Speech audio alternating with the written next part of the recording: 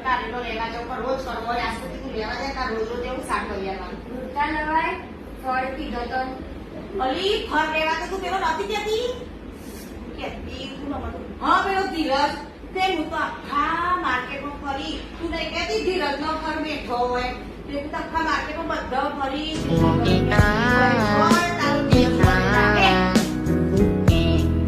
ઘાસચરા જઈશા ચમ